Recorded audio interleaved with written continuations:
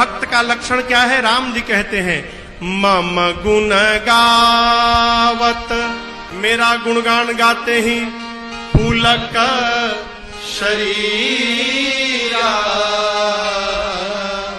शरीर रोमांचित हो जाए, गद गद गिरा, वाणी गदगद हो जाए, यानी शब्द समाप्त हो जाए। और याद रखिएगा, जिन बातों को जिह्वा नहीं बोल पाती प्यारे, उन बातों को हमारी आंखें बोल के चली जाती हैं। जब ये बंद भय तो नयन बहनीरा,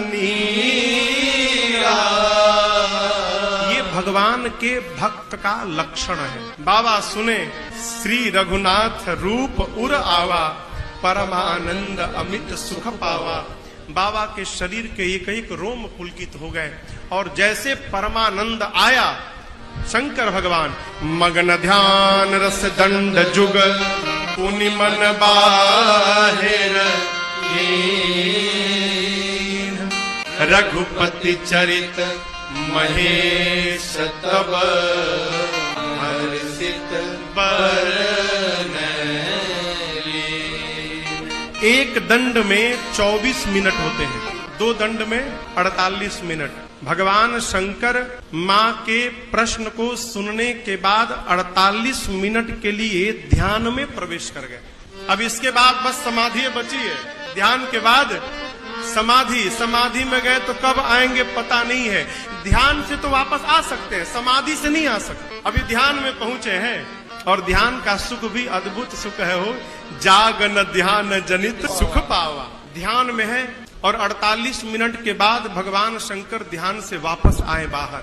अब आप कहोगे महाराज, जब ध्यान का सुख श्रेष्ठ सुख है तो उसका त्याग क्यों किया भगवान शंकर ने? प्रश्न है ना।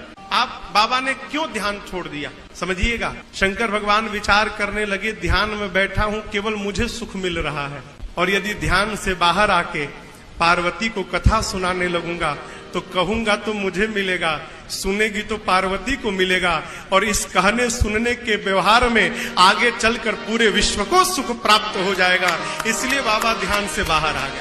परमार्थ क्या हो? अपने स्वार्थ का त्याग करके जो दूसरों को सुखी करने में लगा हुआ है, वो जीव परमार्थ में लगा हुआ है। कई लोग कहते हैं कि त्याग करो, अरे त्याग वाग मत करो। पथिक के प्रवचनों को सुनकर त्याग मत करना, घर परिवार मत छोड़ना। क्यों? तुम्हारी औकात क्या है त्याग करने की? तुम होते कौन हो छोड़ने वाले? तुम तो छोड़ो मत, केवल घर में बैठकर ये देखते रहो कि तुमको कौन कौन छोड़ता है और कब कब छोड़ता है। तुम क्या छोड़ोगे? जिसको जिसको अपना माने हो सब छोड़ के चले